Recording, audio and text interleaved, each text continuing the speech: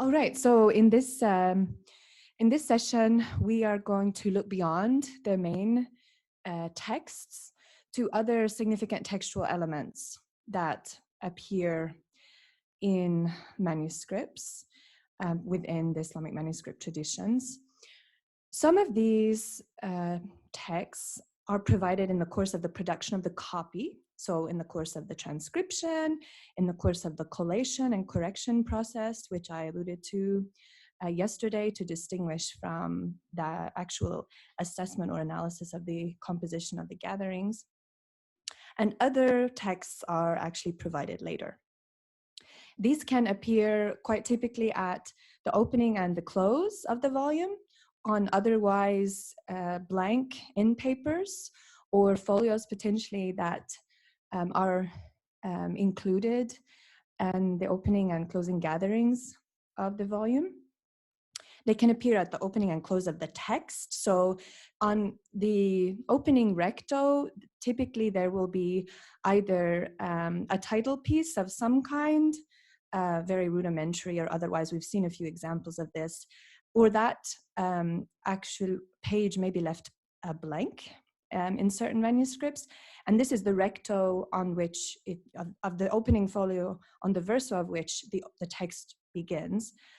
You'll see what I mean in a second. So at that place, we also often see many of these textual elements.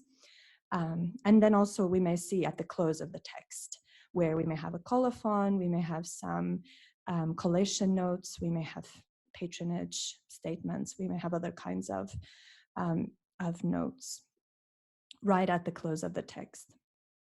We can also find these in the margins, or even on the exterior of the volume. Very often in the context of a collection, you'll find titles, inventory marks, indications of authorship, attribution that are actually written on the text block. So head of the text block, tail of the text block, or on the foredge. So sometimes on the cover or on the spine. These textual elements can reveal the history of that particular codex and that particular witness for a given work, as well as details for approximate dating, significance of a particular witness, evolution in the form of the work, variations in the title, historical details on authors, readers, and reception, and significance in particular communities. Of course, all of this across time and space according to the range of notes that do appear. Also gives us an idea of reading and collecting practices, and even venturing into elements of popular culture. We see things like talismanic inscriptions, invocations, protective invocations. We see things like buduh, or which are like magic squares, recipes or medical instructions to treat various illnesses or make certain assessments. They're really interesting annotations that appear in the manuscripts. And these textual elements in general, among them are paratexts, which we will talk about. What does that mean? Marks of ownership, and other annotations. And all of these kind of fall under a category which has recently come to be known as manuscript notes. You will find that in the literature that they are referred to in this way. All right, so paratexts. So some of you may be familiar with this term. It was coined by a French literary theorist, Gerard Janet, in 1982. And the paratexts or paratextual elements are these elements beyond the authorial text which are associated with the production of the copy, again, in the context of a manuscript culture, and then also with that copy's circulation. So they inform the reader, sometimes intentionally, sometimes not, of the copy's status and uses. And that, of course, is referencing the production context. Also, they inform the reader of the contents potentially, so they can serve as kind of navigational aids.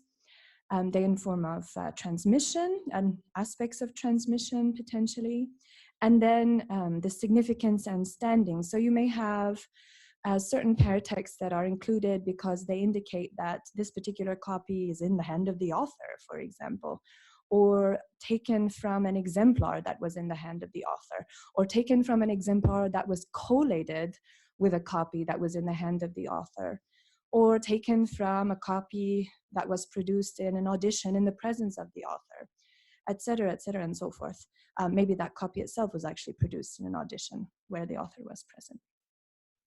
So again, paratexts are focused on the production of the copy and then sort of very, very close after circulation.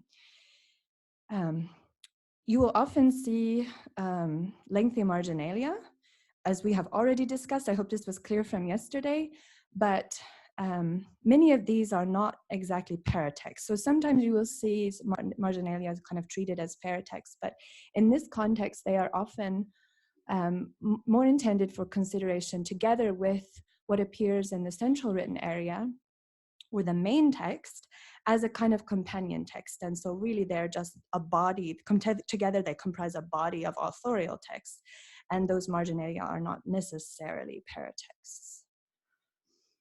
So what can we encounter in terms of paratexts in Islamic manuscript cultures?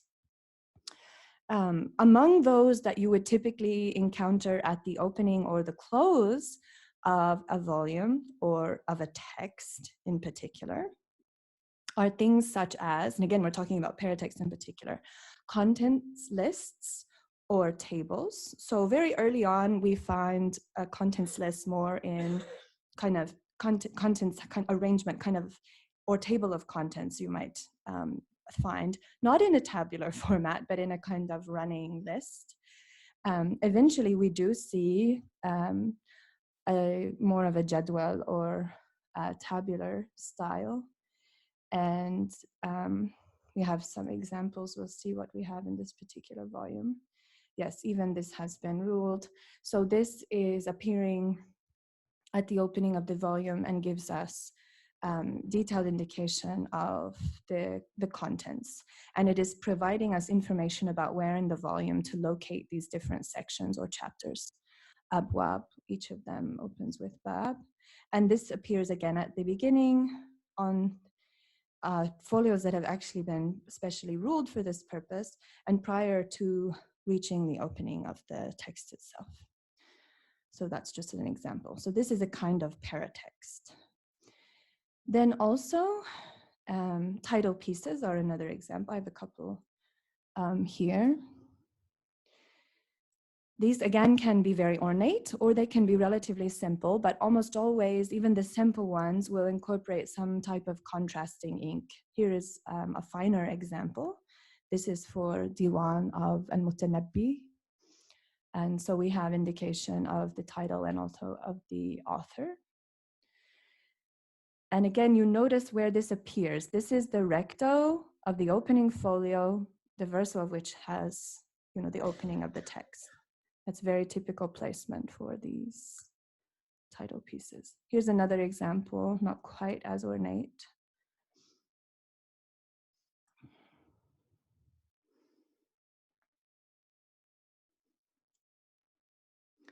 But still providing us with that information. And you can see how this space was exploited to accommodate lots of other annotations, which we're getting to.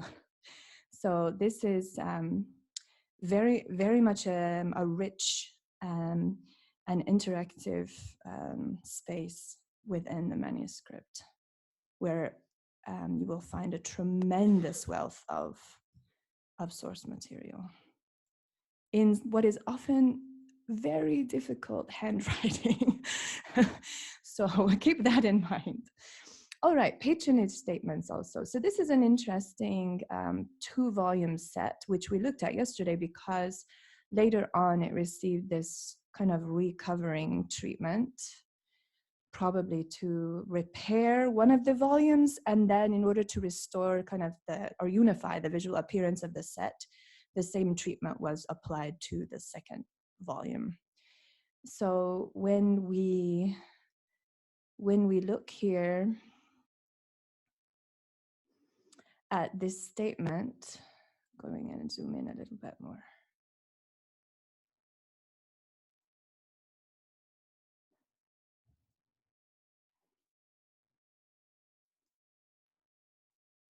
So this particular statement right here, is that visible to you, my cursor? Okay, is a kind of ownership statement. داخلة في نوبة الفقير. And then we have indication of, so that language is a clue to us that we're dealing with an ownership statement. We're going to talk more about that in a second.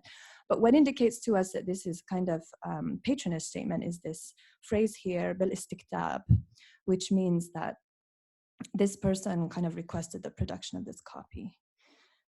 What's interesting as well, في مدينة رملة. So we have an idea of place of production potentially for these volumes. And so that is in the first volume. In the second volume, we actually have a colophon. So we can, which is the next type of paratext. A colophon is a paratext. So it's a kind of paratext. So you can classify it that way, refer to it that way. So again, this volume, the first volume was probably in a terrible condition. It needed a new cover. And then to unify the set, the restorer decided to cover this volume also in red book cloth. Okay, so the colophon is there at the close of the text. Just give it a moment to load the very high resolution image. Okay, so you can see even we have this transition in shape. The person has attempted to create even a triangular shape. And we have the opening of this actually preceding. We're reaching now even, let me just go to the previous page so you can see what language they use to introduce the colophon. We could spend an entire session on colophons. Okay, so the opening of the colophon actually is appearing here. So tamma, this is an interesting way to write, but الجزء الثاني من كتاب قاضي خان, and then على مؤلفه الرحمة والرضوان على يد, and then we continue.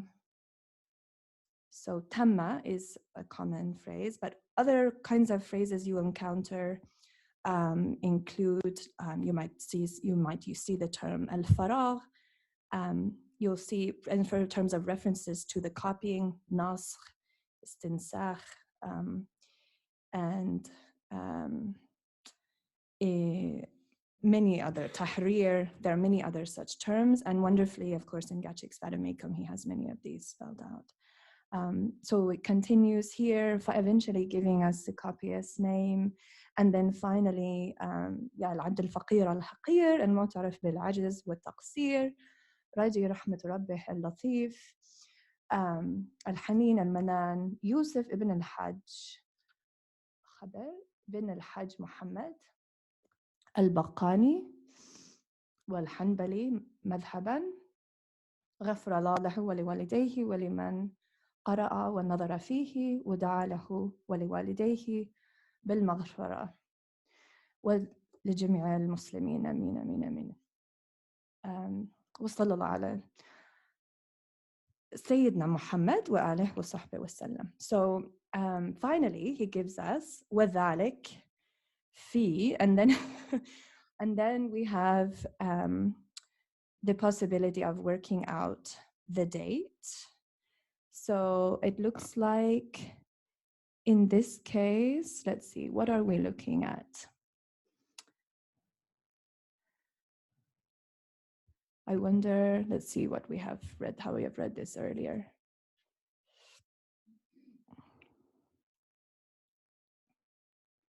Safla al-khair. Yes, of course. So Sad, Fa, Ra, al-khair. And of course, this is very common in these types of annotations and paratexts, for the copyists to be very free and loose with their pointing, very casual, we would say, with their pointing. And so as you become more familiar with the months and the approaches to their writing, you will be able to recognize. Months have honorifics as well. So Safar al-Khair, Rajab al-Murajab, and so forth. And Gatic has a very nice list of these that you can familiarize yourself with for easier recognition. But yes, being prepared to work through the absence of pointing is very important. Then we have the year. So this is a logograph for Sena. And then we have, anybody have us taking a guess at the numerals? Because there is a very interesting numeral for one number that you may have not encountered before. The center. Yeah. Does anybody know what this is? Yes. Yes, khamsa. Yeah. Yeah, so that is from a different numbering system. And again, wonderfully enough, in the Vadamecum, Gatic has an entire section on this. So this is giving us the date, and combined with the information that we had in the other volume, we actually know a bit more about the set. Now, we know these are unified as well, because we have the same ownership indication. And then we had the same actually like seal impressions. So that is very useful for us to ensure that these were copied together. And again, because of this information we have in the other volume, we can suppose Ramla as a place of copy. Okay, now when it comes to, so there is so much more that we could say about colophons again, in terms of the particular language that is used and so forth. The approaches to numbering. Sometimes you will find a year, for example, and a date, I should say, not just a year. Maybe it will include also a day, a month, etc. And it may be spelled out rather than provided only in numerals, or both may appear, and that may help to make sense of one or the other.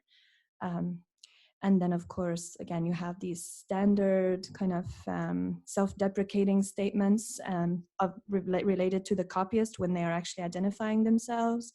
And you have very typical things where they may indicate nisba and madhab and tariqa and all sorts of other things that can be quite interesting. And they may indicate for whom, again, they were working or where. There's so much rich information in colophons. Potentially. So there's also the possibility that the copyist will not leave a colophon at all, or that the only thing they may leave could be a date. Or sometimes they go to great detail to identify themselves, very humbly and in this self-deprecating way, and then to beseech all the blessings of God upon themselves and their parents and all the believers, and and then they don't ever tell you the date that they finished the copying. So yeah, so it really can be here or there. Now, book ascriptions, the riwaya is typically the term, and then the associated verb is what we see for these. This is actually giving us almost a kind of isnad of the transmission of a particular work. So this is a very early manuscript, actually, in the 12th century. And we have in this manuscript, we have a number of transmission notices, sama'at and qira'at. We'll talk about it in a moment, but there is also an ascription notice or ascription statement that appears at the opening. And so it's here on this title page, quote unquote. We can refer to it again because it is the recto of the opening folio of the text appearing on the verso. And so then we have this, within this statement, we have information about the riwaya of the attribution of the work. And then down here, you actually see qara'tu, you have an opening of the transmission statements, which we can talk about in a second. So this is a kind of a book ascription, is attributing the authorship and then providing again a chain of transmission. Usually there are other kinds of loose sort of book ascriptions. I mainly would use this term again if I see the individual using Rawi or some form to refer to the transmission that they're providing. And so here's a case, let's see, where this individual and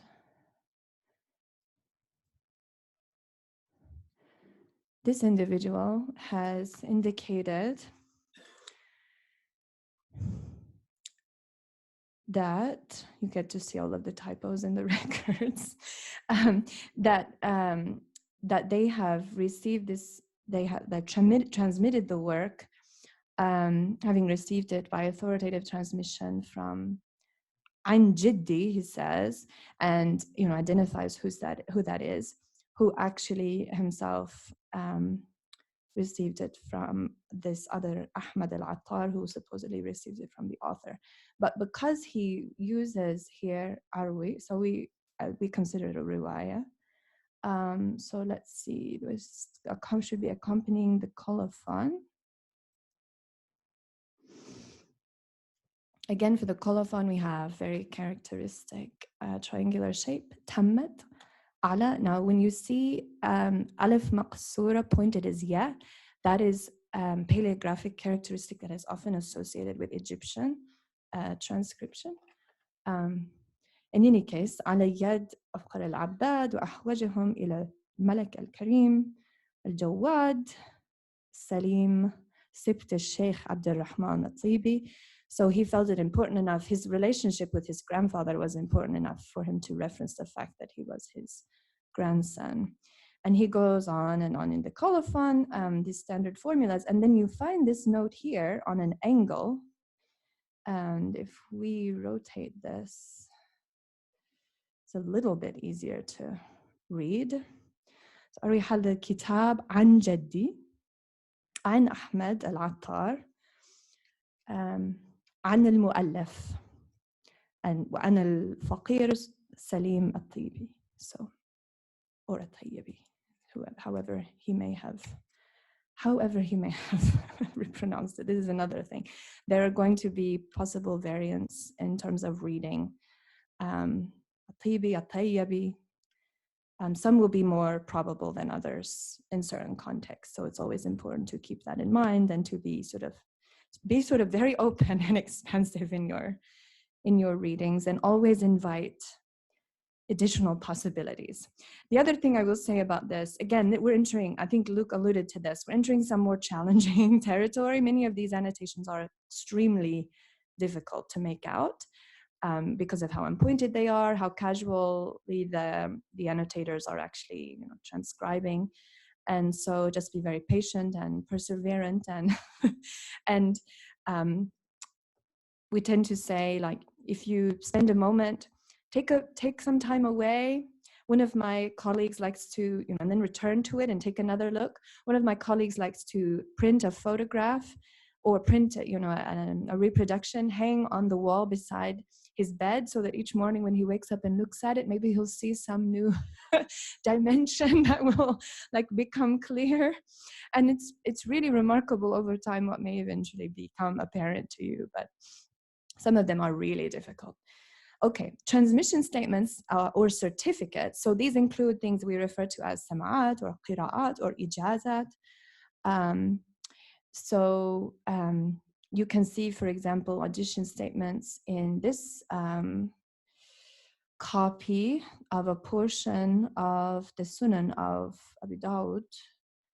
And this manuscript is full of these statements, and you have it noted here. Noah Gardner, who worked on this manuscript while he was a student in the course of the cataloging project, has analyzed, and actually he presented at least once or twice on the material in this manuscript, but analyzed the audition statements, and on that basis, it was able to discern when the manuscript itself was likely produced, and even where, because there is indication again and across the series of statements that this Al-Hasan ibn Ali ibn Isa ibn Hasan al-Lakhmi was the one who actually copied down or recorded this text in Cairo. So in any case, so what are we talking about here? And where, so the manuscript itself is incredibly difficult. There are the main text a little bit more legible, but then we have hashia, hawashin that are appearing here from time to time. But then we also have these transmission statements that are typically appearing at the end of particular sections. So let's see, so here's an example. So usually there will be a slight change in at least the size of the writing. And again, typically if it's a copyist who's providing these, they will shift into this more casual, quicker, more casually pointed, especially, or unpointed, completely unpointed hand to provide these statements. So in this manuscript, because this was actually, these different portions were being recorded, in the course of an audition, at the conclusion of each majlis or session, then the person was actually making a record. Here's another example. And finally, and so on, on through the various portions as they completed them. And yeah, then it gets even more challenging toward the end. So this is something you can take a look at later. And for paleography exercise, you can compare with what is transcribed in the catalog. So collation statements, again, in this type of collation, we're talking about careful correction of the copy against the exemplar, or potentially reference to a collation that's taking place in the course of an audition or reading or other transmission session. So in this case, we have a collation from the exemplar, and so we're going to look toward the end of the volume to find this particular statement. These collation statements will appear here and there, but it is fairly common to find them accompanying the colophon toward the end of the volume. And so usually they will be distinguished somehow from the colophon itself. And very often they will not have been done, this collation will not have been done by the copyist. So it is not unusual to have the copyist conducting the collation to check their own copy, but also what you find is other readers who have later, because they've encountered this copy and another copy, they're checking this copy they've newly encountered with another copy and making a comparison. So again, qubila, so this is a verb that we find, muqabila, and we find it used in the passive. And there are some phrases, oh dear, what happened? There are some phrases, common phrases that we find used. So حسب الطاقة is one example, just indicating energy they are exerting to complete this work. Oh, why is it doing that? I see, I should just navigate this way. Sorry about that. So we have the colophon in this case, which is in a rectangular format.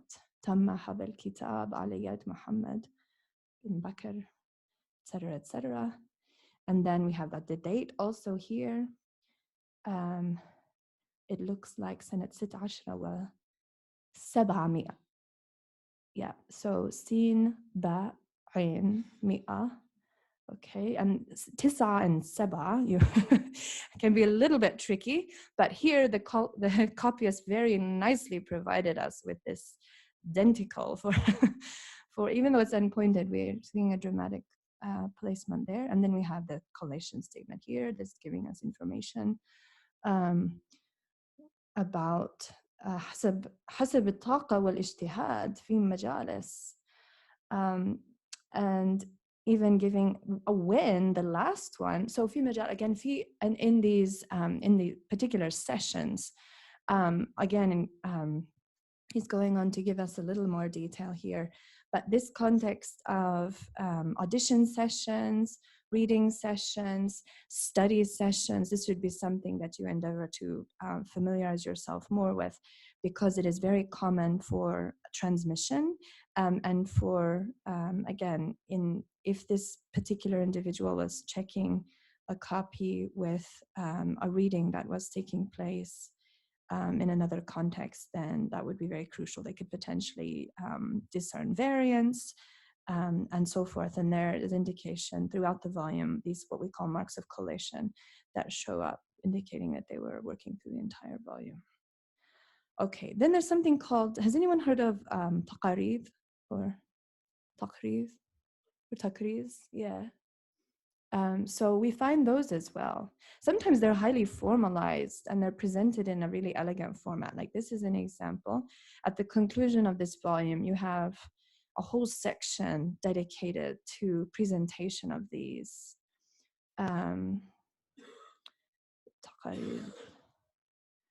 And then we find them also at the opening of some volumes, or sometimes on the margin. So here's a taqrid al-awwal. So following the conclusion of the text, the taqrid al-awwal, and then it goes on from there. And they're actually, I believe, 11. Taqrid al-thani, taqrid al-thalith, etc. So yeah, those are blurbs, and so we consider them paratexts because they're intended to sort of endorse or give some sort of promotion of the work, and so that's why we consider them paratexts. All right, as far as paratexts that are found in the margins, so occasionally glosses or commentaries can be considered paratexts. Notabilia, side heads. These are annotations which invite the reader to pause and consider a particular place in the text. And there's an example in the image here, up in the corner. Let me just make this easier to see. Sorry. Up in the corner here. So like a common phrase for this is matlab or qif. Qif wa ta'ammul, something like that is another phrase that you'll encounter. And again, fortunately, Gatchik in the Vadamekum discusses a number of the phrasings that are used. And this appears again periodically at places where the copyist or potentially someone later has considered it important for you to consider that particular passage. So we refer to those as notabilia or side heads. And then let's see, corrections are also potentially paratextual, again, to the extent that they are a part of the scribal apparatus. Things like collation marks, which we already talked about, but I can try to give you a sense of these looking at this manuscript. We already saw them referenced in that other copy. And again, you can search and find examples of these in the Michigan catalog by just searching on a phrase like collation notes, collation marks, that sort of thing. So what's interesting here is you have this portion of this composite and actually multi-text volume, which was supposedly collated with a copy that was in the hand of the author. And so the collator is indicating that they consider that very important, and they're actually mentioning that in their collation notes. So you can go and see one of them here.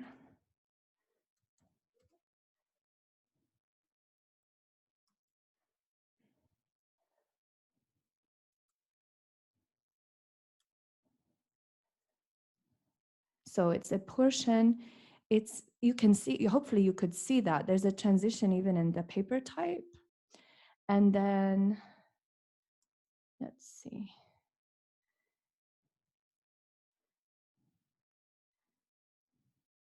And then we have some annotations beginning. يقابله على خط المصنف. So, and not in this case. Do you know who we're talking about in this case? So this is actually a copy of, if you scroll up, these are excerpts of the Futuhat. So So this person apparently had access to what they believed to be an autograph exemplar that they were actually working from. So there is an autograph exemplar of the Futuhat, which is now preserved in Istanbul, but we don't know if they were actually working from that copy. Has not been thoroughly investigated.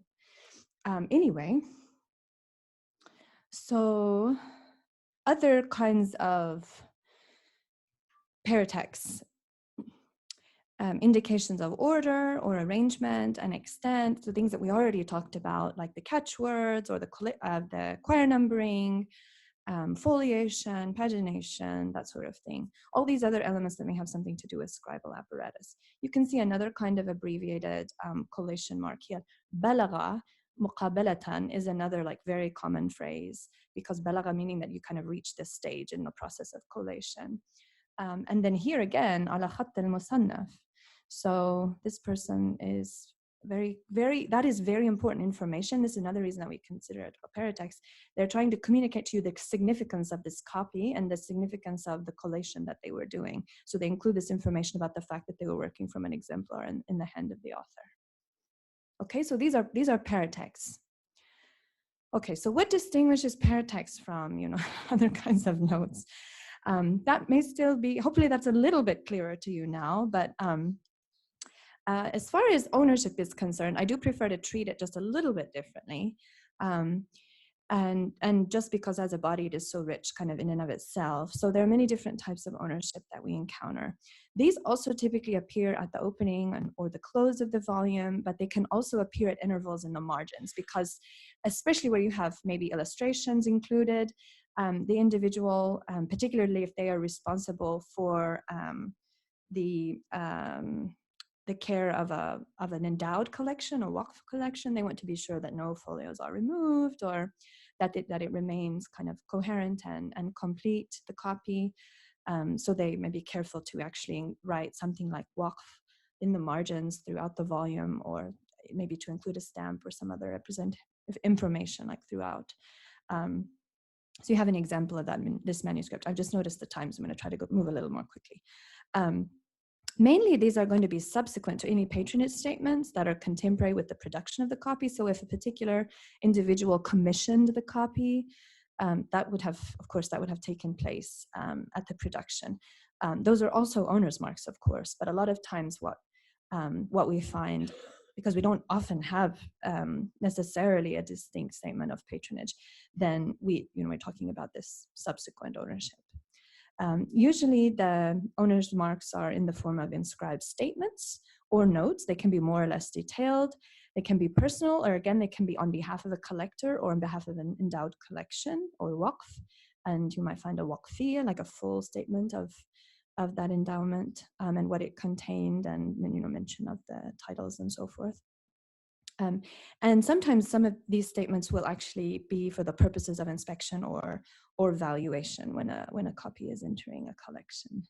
So you have actually here an example of a waqf statement with the waqif's seal impression here.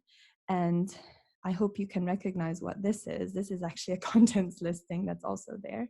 Another chance to see a slightly different arrangement of that. So I have an example we can look at if there's time, and you can look at later. Other marks of ownership can comprise seal impressions themselves. So there may be a seal impression or not. It could be only a seal impression or a stamp. And that can again be for an individual or for a particular collection or library or endowment. So personal statements often include the name, the manner of acquisition, so say purchase or inheritance or a gift. They'll often have a date, especially if you're lucky, and maybe a place if you're really lucky. And then occasionally they'll even indicate from whom acquired and maybe a price. So this example here, I have included from this manuscript preserved at Michigan. This was a pretty challenging statement. This is an Ottoman hand. And it's quite interesting because this individual actually indicates, so they seem to have acquired this from a waqf, but in a, in a licit manner. And And in Medina Sarai was nice, so Sarajevo, and then the Ihda Riyal. So they're giving us some information, a little bit of information on the price. And then fortunately they gave us a date. And here you get an example of how dates being spelled out, very common as well. And you get also an indication of the typical sort of order. There's much more to that. I don't mean to kind of flatten that, but just an example. And so that's a particularly rich one. Some of them are much simpler than that. It may be simply min kutub and so, you know, I mean, sometimes they're just very brief. Waqf statements are often a little more detailed. So they mention the endowment, by whom, for whom, where, when, and then there are certain formulas to discourage removal from the waqf. And we saw an example here, which you can look at later, and then there are a couple of others here that I have for you to check out. And then we have different inspection or inventory statements. They often mention bibliographic details. They will be very careful to mention things like number of folios, number of illustrations, registry number, maybe the name of the inspector, the name of the library or the individual they're working for, that sort of thing. So they often include a lot of rich detail. They may even reference things as we were discussing, I think yesterday afternoon, restoration treatments or other sorts of interventions that may have taken place later in the manuscript. So there's a lot of reading here that you can expect to look through. There are other kinds of annotations in Islamic manuscript culture. And so all of these, the paratexts, the owner's marks, and then these other kinds of annotations, again, can fall under this large umbrella that we would refer to as manuscript notes. So there are study and reading notes. Often these include the verb, well, you have manadara or matala'a. I mean, there are typical verbs like this, which are used to indicate that. Borrowing or loan. So it's interesting, actually, the languages that is used here. It's usually something like, let's see, one of these examples.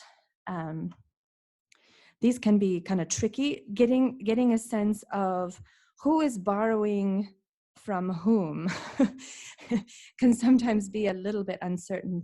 So andi aryatan. So because they're referencing, again, like the loan or the borrowing. So that's one possible, bit of language that's used. But again, sometimes it can be, I find it can be very confusing to sort out, okay, are they loaning the manuscript or are they borrowing the manuscript? And very often what you find that can be helpful in making sense of that is you'll see a different statement that actually indicates that one of those individuals named in the borrowing or loan notice is named as an owner in another notice. And so, it's that person, the book belonged to that person. So this other person was perhaps, and maybe you'll have a date in that. So they owned it at that point. So this person had to have been borrowing it from them. And that helps you kind of make sense of the language. Sometimes it can be a little challenging. All right, and then you have things like travel statements, birth notices. These are fabulous. Death statements. There are a lot in this. This particular volume is really rich with a number of death and even birth statements. You have things like pen trials. Has anybody encountered this before? I want to show you this because you may have seen this and just not known what you were looking at. So it'll involve a pen, and then they'll write out a phrase I hope this is the one that opened. There's contents again, right? Okay, so up in this corner,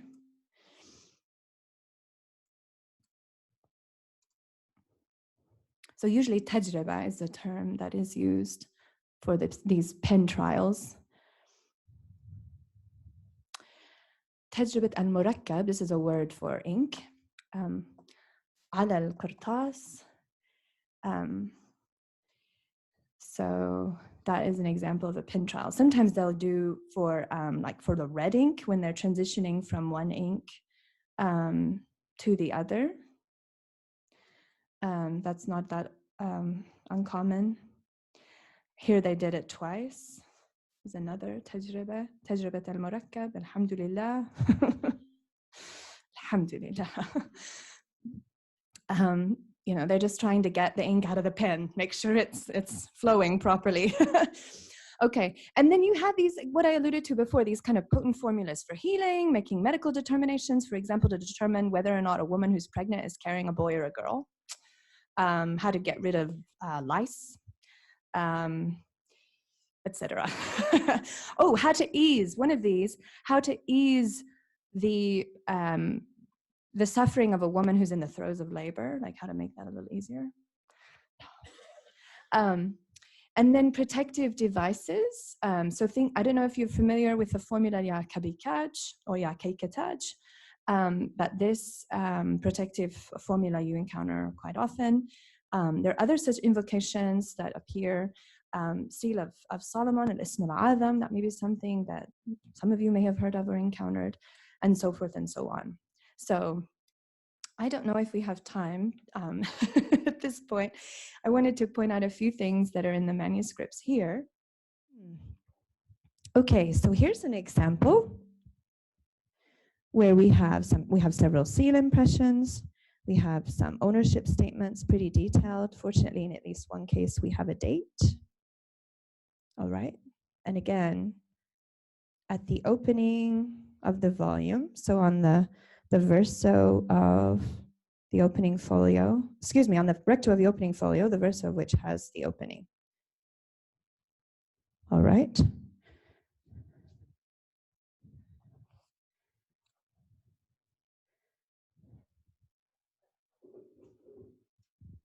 Sorry.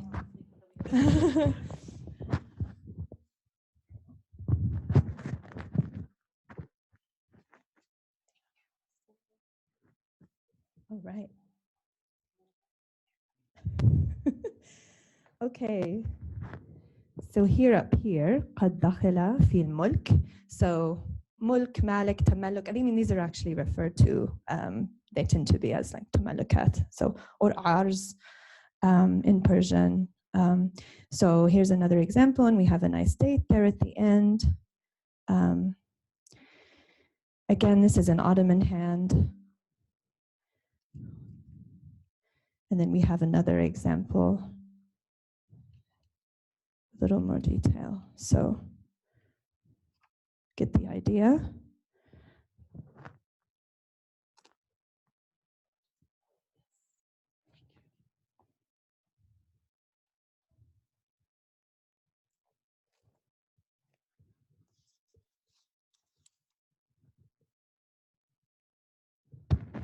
So here they're at the close. In Kitab Yusuf wa Zulaykha. So it's an example. Why this may be incomplete. Okay, but that's, you get the idea. So something sometimes appearing at the opening, sometimes appearing at the close. Sorry, we're moving pretty quickly.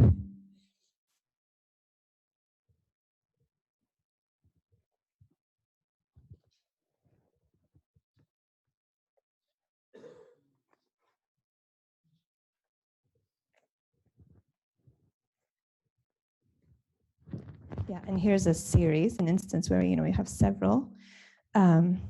So including several ownership stamps or seal impressions. So it's often important to try to associate the seal impressions with one of the statements. That can help actually with deciphering, or vice versa. What's in the seal impression can help with deciphering what's in the statement, or what's in the statement can help with deciphering what's in the seal impression. Something I also recommend for seal impressions are collecting them so that you can compare visually by inspection, because some of them, as you can, I hope, see here, are very poorly impressed, and very faint and relatively illegible. But there may be enough visible to you that if you compared with a much more legible example, you could actually get a sense of what's written and actually interpret and decipher it. So that's one really valuable strategy for addressing those. And there's a database of such seal impressions that the Chester Beatty has compiled. And at Michigan, for the collection, we've also compiled a set of such images that we for them intend to contribute to the Chester Beatty when they can accept them, but also that's on Flickr, I think, because this was ages ago that was done. So, all right. And I don't think, let's see, did we look at this one? Yeah, we did. Okay. I think we did. So maybe in one of the other manuscripts that we'll see later on, there'll definitely be an example of Seal of Solomon or Ism al-Azam that we can look at. So thank you. Did you have any questions?